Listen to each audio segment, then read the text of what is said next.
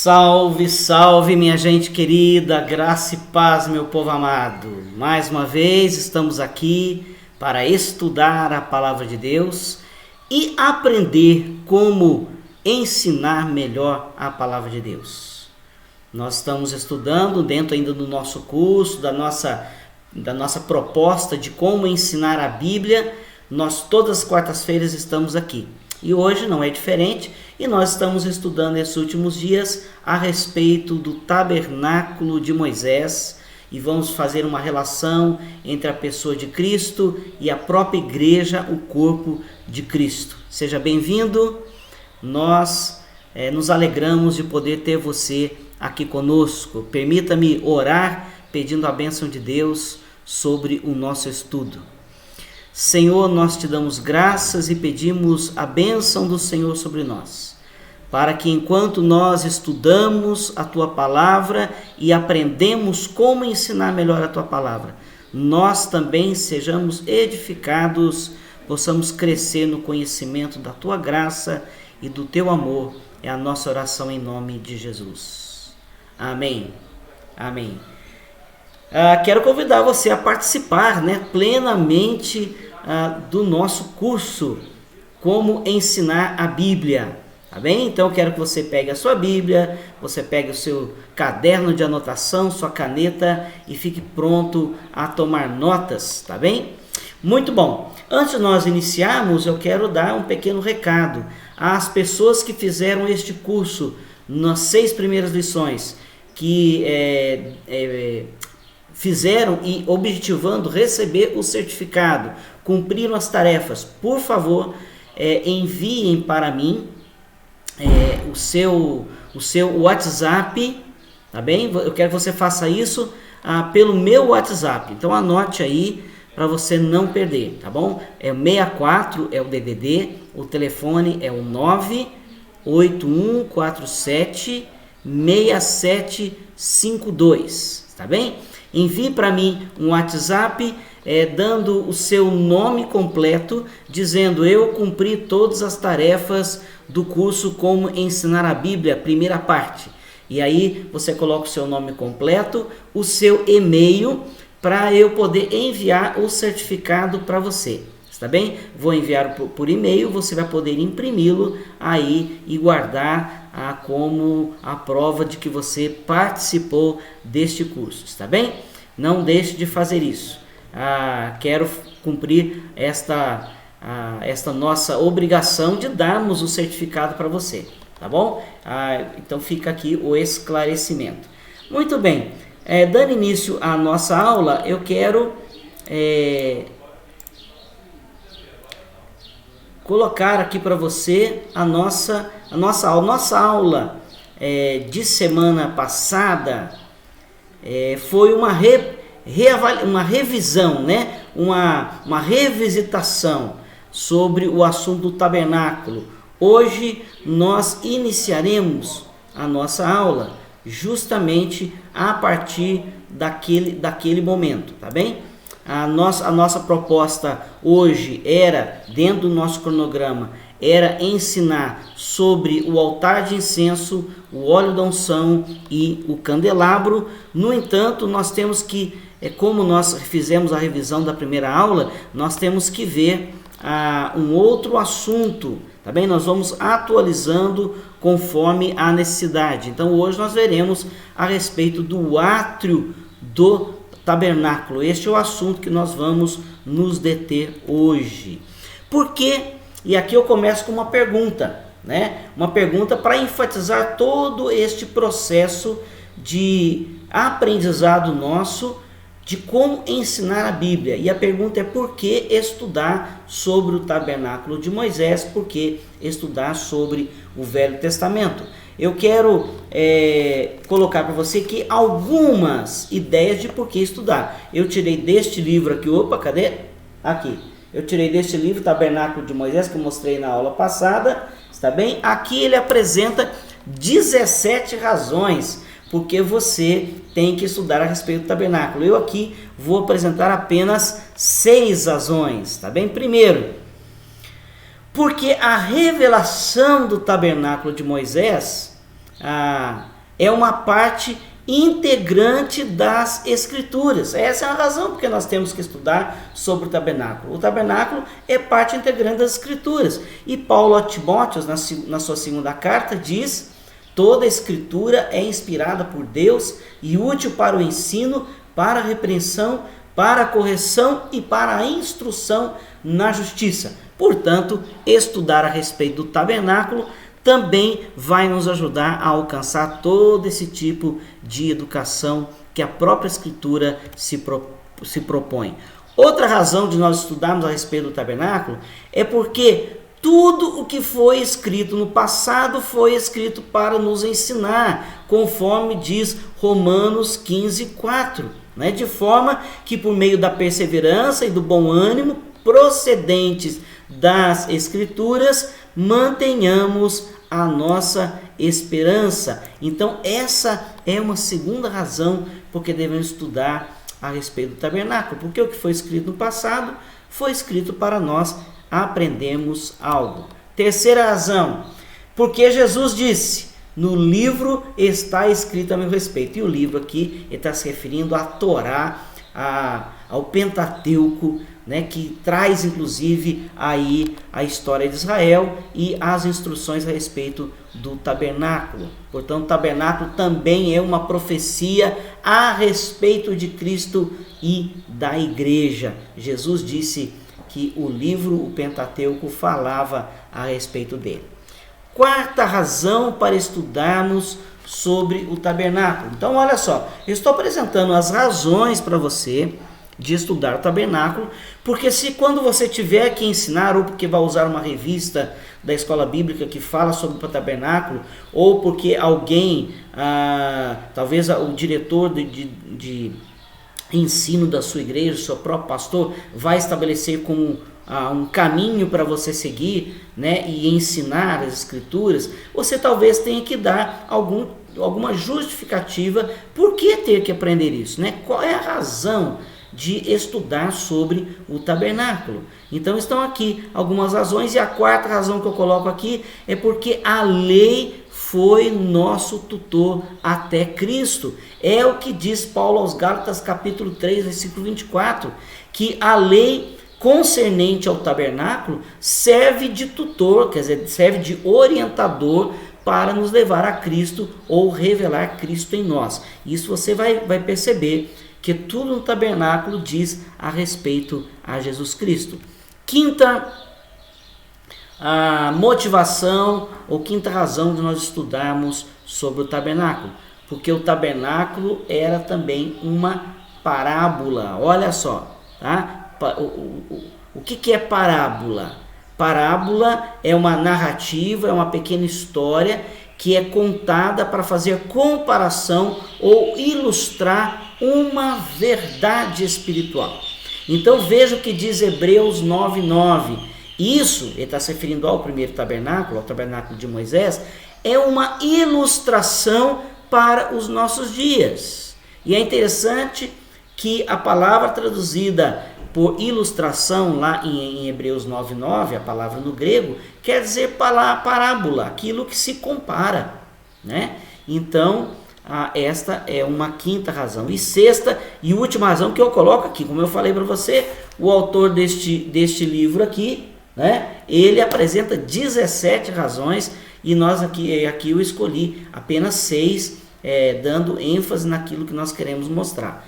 A sexta razão, porque todas as coisas no tabernáculo eram tipos daquilo que estava por vir, até mesmo o próprio Cristo. Como Deus disse a Moisés, lá, e isso é repetido lá em Atos dos Apóstolos, né? Lucas refere-se ao Velho Testamento, lá em Atos 7:44, uma fala de Deus para Moisés, em que o Senhor disse, de acordo com o modelo que ele tinha visto, ele deveria construir. Deus mostrou para ele o modelo e falou, de acordo com o modelo que você viu, você deve construir. Agora a palavra traduzida por modelo ali em Atos 7:44 é uma palavra que quer dizer tipo. O que é tipo? Tipo e nós estamos falando de tipologia, é aquilo que representa algo, que serve de exemplo ou molde. Né? Então ele não é o real, mas ele representa o molde. Por exemplo, você tem, hoje nós chamamos as letras no computador de tipos, né? Você tem aí no seu Word, você tem como configurar o tipo, a forma da letra, o formato da letra, se é negrito, se é itálico, né? Se é sublinhado, tá bem? Mas esta palavra interessante foi tirada, a palavra tipo, foi tirada da máquina de escrever. Você lembra que lá na máquina de escrever, todas aquelas forminhas de letra eram chamadas de tipo. Você tinha o tipo da máquina. E aquilo quando batia, né, na fita de impressão, no papel, ela deixava a marca real da letra. Porque quando você olhava para o tipo, ele estava invertido.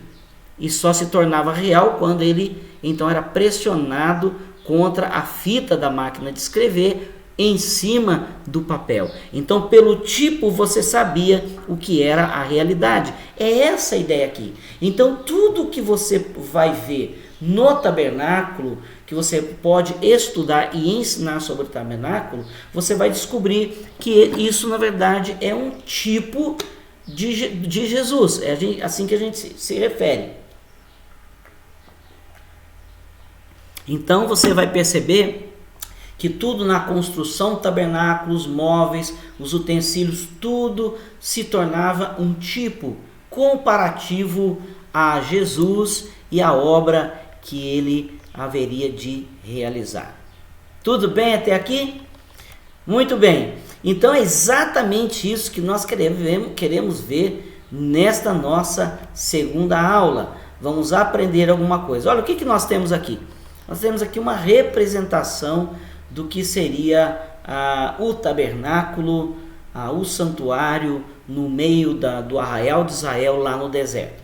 Bom, se você procurar no Google Imagens, tabernáculo de Moisés, você vai encontrar uma infinidade de imagens, uma diferente da outra. Claro, aqui são representações artísticas, porque nós não temos fotografia da época de Moisés, não é? Nem mesmo a pintura, mas nós podemos fazer essas representações baseado na descrição bíblica. Então, por exemplo, você vai encontrar vários tipos. Olha aqui, tem várias imagens diferentes do que seria o tabernáculo, né?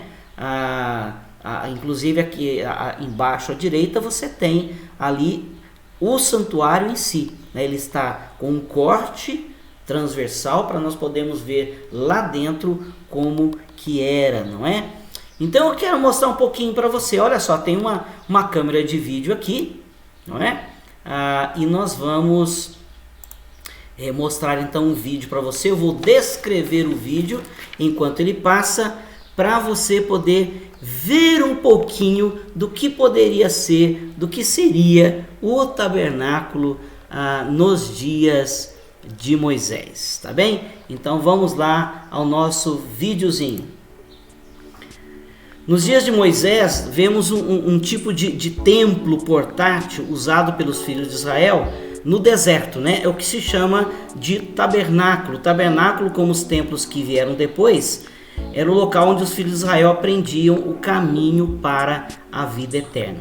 Nós vamos visitar o tabernáculo e ver o que nós podemos aprender. Este portão que nós estamos entrando agora é a única entrada e conduz para o pátio externo.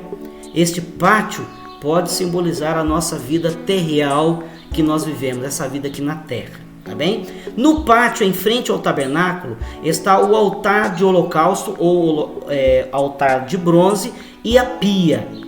O altar do holocausto é onde as ofertas queimadas são feitas ao Senhor, simbolizando o Salvador e o grande e último sacrifício da expiação. Aqui no altar, o israelita fiel fazia uma oferta que representava o abandono dos pecados para seguir o Salvador. Então aqui nesse altar é que os sacrifícios eram queimados. Aqui temos a pia, ela era feita de cobre ou bronze e continha água. E exigia-se que os sacerdotes oficiantes se lavassem aqui antes de entrarem na tenda do tabernáculo e até mesmo entre cada sacrifício que realizavam. A pia representava essa necessidade de se lavar a alma do pecado. Aqui nós estamos na tenda do tabernáculo. A tenda do tabernáculo ela consistia em 2 salas. A primeira sala, o santo lugar, ou lugar santo. Também tinha o candelabro, ou o menorá, o altar do incenso e a mesa da preposição. O lugar santo nos lembra como vivemos no mundo, sem sermos do mundo. Fomos separados do mundo. Aqui temos o candelabro. Ele iluminava o lugar santo e era mantido continuamente aceso. Ele representava o Espírito Santo e ressalta a necessidade de nós vivemos pela luz do Espírito nesta vida. À frente dele tem a mesa da preposição. Nela eram colocados 12 pães asmos, quer dizer, sem fermento, durante toda a semana. A tradição judaica afirma que também havia taças de vinho sobre a mesa. E aqui você pode ver o altar do incenso. Ele era feito de ouro. Fica em frente à entrada do lugar santíssimo ou santo dos santos. Todas as manhãs os sacerdotes queimavam incenso ali, no altar. O incenso simbolizava a oração. Assim como a fumaça subia ao céu diante do véu, todas as manhãs e noites Israel devia elevar suas orações regularmente ao Senhor. A posição do altar diante do lugar santíssimo mostra a importância da oração para nós entrarmos na presença de Deus. Agora nós vamos entrar no que nós chamamos de lugar santíssimo. Havia um véu ali que separava o lugar santíssimo do lugar santo. No véu bordado, querubins ou anjos de Deus em azul, púrpura e carmesim.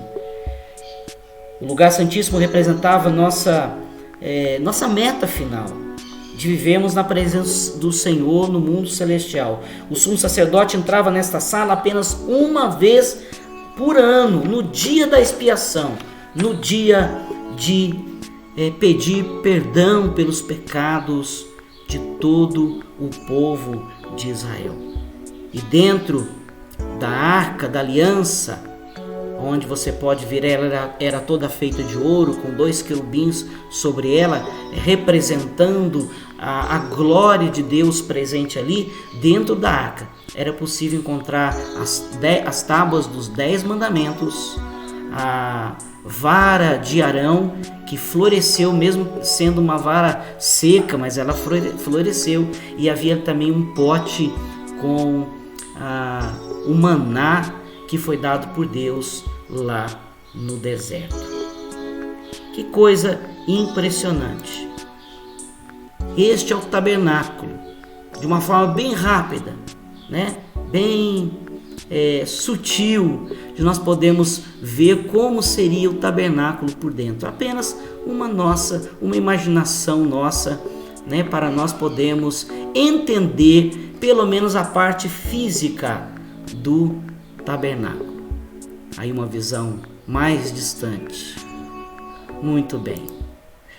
Ok. Interessante, né?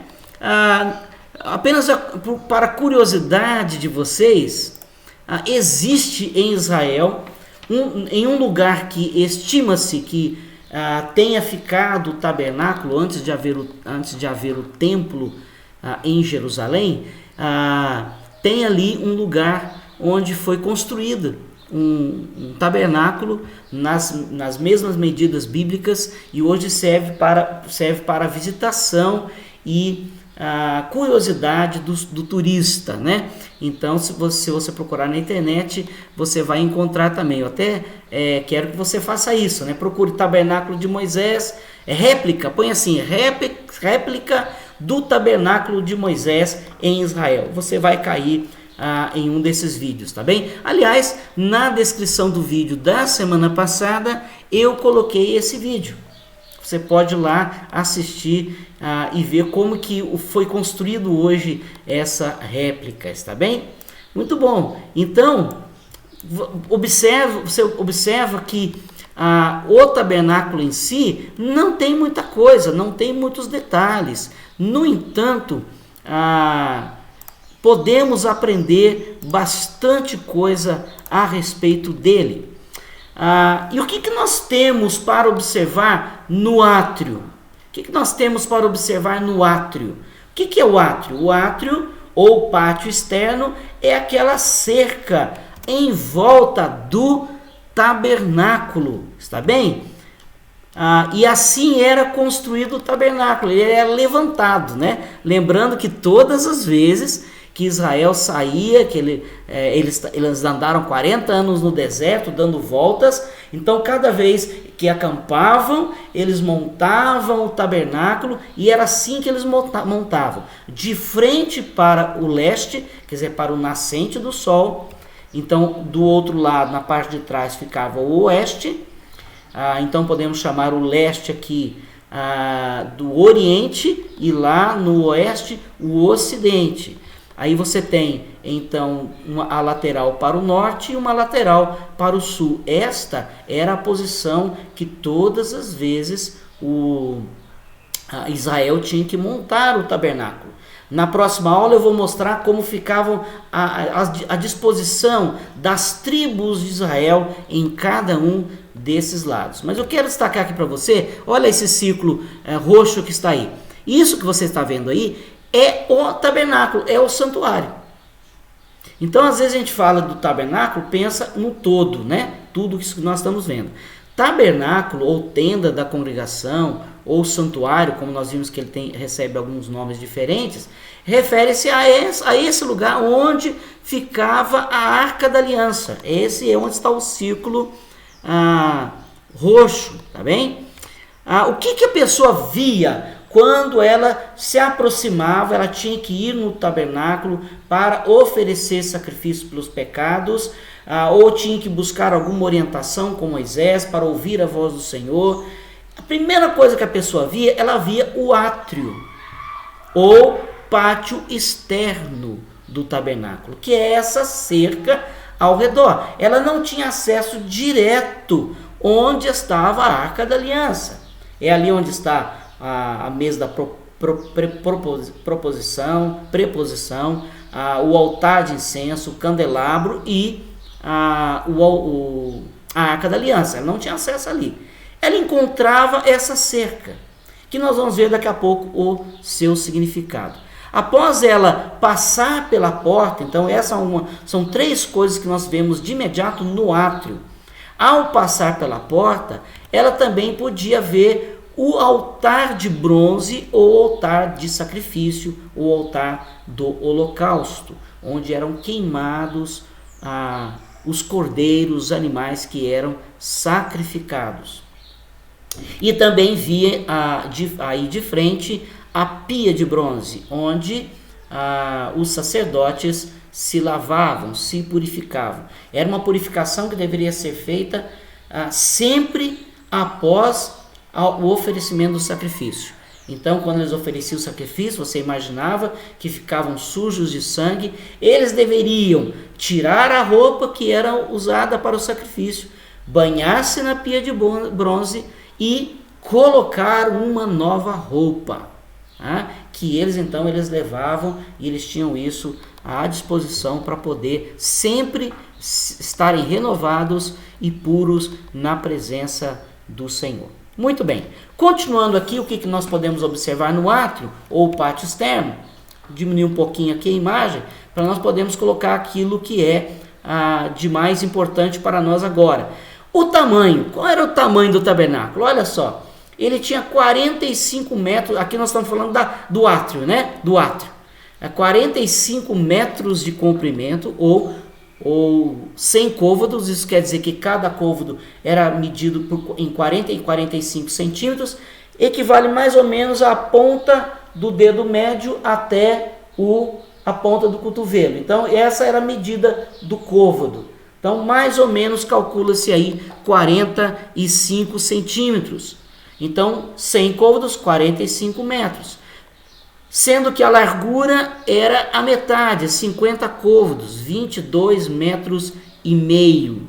E cada coluna dessa que sustenta a cortina, o muro de cortina, tinha 2,25 metros ou 5 côvados de altura. Então era uma cerca alta. 2,25 metros não é uma cerquinha, né? É uma cerca maior do que uma porta nossa dessa que normalmente nós temos em casa. Então o objetivo, que nós vamos ver daqui a pouco, realmente era de causar um empecilho de entrar naquele lugar, né? Então está aqui, dupla função do átrio, dupla função desta cerca de tecido, de linho fino, linho branco ao redor do tabernáculo. Primeiro, era impedir qualquer aproximação ilegal, a não ser pela única porta existente. Então, ninguém poderia entrar em direção ao tabernáculo, ou até mesmo lá dentro do átrio, se não passasse pela única porta. Olha, vai pensando aí, vai pensando em Jesus, vai pensando em Jesus. Não tem como entrar naquele lugar em direção a Deus se não entrar pela única porta existente. Conclui-se que qualquer pessoa que tentasse entrar no átrio, ou por baixo, passando por baixo do cortinado, ou tentando pular por cima, seria considerado ladrão e salteador. Você se lembra dessa expressão que Jesus usou? De quem que ele falou a respeito de ser ladrão e salteador, né? O diabo. Então, assim, qualquer pessoa que tentasse entrar de outra maneira que não pela porta, seria considerado um inimigo de Israel, do Deus de Israel.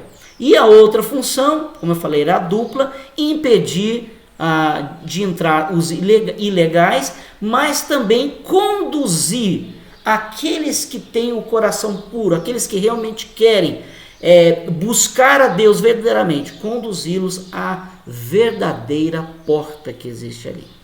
Então era impedir, mas também conduzir a entrada. Então imagine você andando ao redor ali do tabernáculo e você vê tudo fechado, tudo. Você tem não é uma cortina que se abre, você tem um cortinado preso em cima, preso embaixo, né, são barras de prata que prendiam tudo aquilo ali. Depois nós vamos ver os significados dessas coisas, mas tudo aquilo estava ali para quê? Para impedir de entrar e para fazer você circundar o tabernáculo até que você achasse a única porta daquele lugar.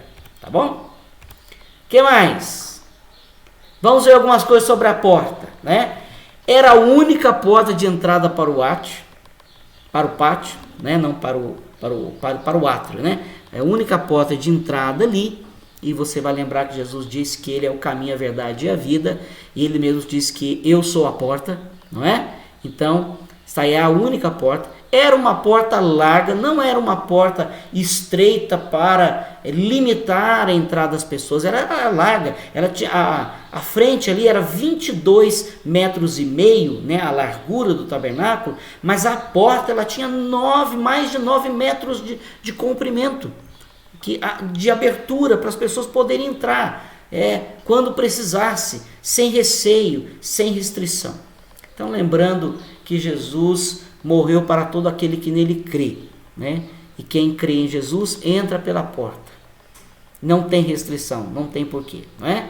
A porta também era uma porta muito bonita. O tecido dela era tingido de várias cores vivas, né? Vermelho, que é o carmesim, que é falado na Bíblia, de roxo, que fala da realeza. Então você tem ali o azul, né? Que representa o céu. Tinha muita coisa. Então você imagina, a única parte do átrio colorida era a porta. Tudo mais era linho branco. Então não tinha como errar. A porta não tem como errar, né? Essa era a ideia, de não deixar que as pessoas se perdessem na busca de Deus. Esse era o significado. Uma porta muito bonita e uma entrada inconfundível, né? Não tinha como confundir. Olha só que interessante, resolvi colocar aqui 2 textos que falam a respeito de portões. Um é Isaías falando a respeito de Jerusalém. Isaías 60:11 diz: os seus portões estarão sempre abertos, não serão fechados nem de dia nem de noite. E Apocalipse 21, 25, referindo-se à Nova Jerusalém, diz: os seus portões jamais se fecharão de dia, pois nela não haverá noite. Então, que interessante, né? Dentro de todo esse contexto bíblico, né, que envolve o tabernáculo de Moisés, depois o tabernáculo de Davi, depois o templo de Salomão, e depois tem o segundo templo, né, pós-exílio. Isso aí outra oportunidade nós vamos ver isso, mas todas essas representações faz lembrar de como Deus preparou o processo de salvação para alcançar o homem. Deus facilitando que o homem chegasse ao conhecimento da salvação e alcançasse a própria salvação indo até ele. Muito bem. Olha só, nós vamos ficar hoje por aqui a respeito do átrio, tá? A respeito do átrio. Nós temos bastante assunto para tratar, mas eu fico olhando e fico pensando, puxa, se passar correndo demais sobre este assunto, nós não conseguiremos ver algo com profundidade que facilitará os meus alunos, meus irmãos, a explicarem com mais facilidade. Então, a partir desta próxima semana, eu não vou colocar mais o subtítulo, né, o subtema.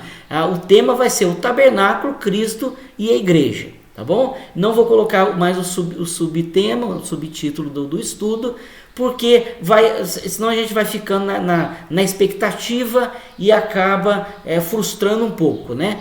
Tanto quem está assistindo como a gente que está dando.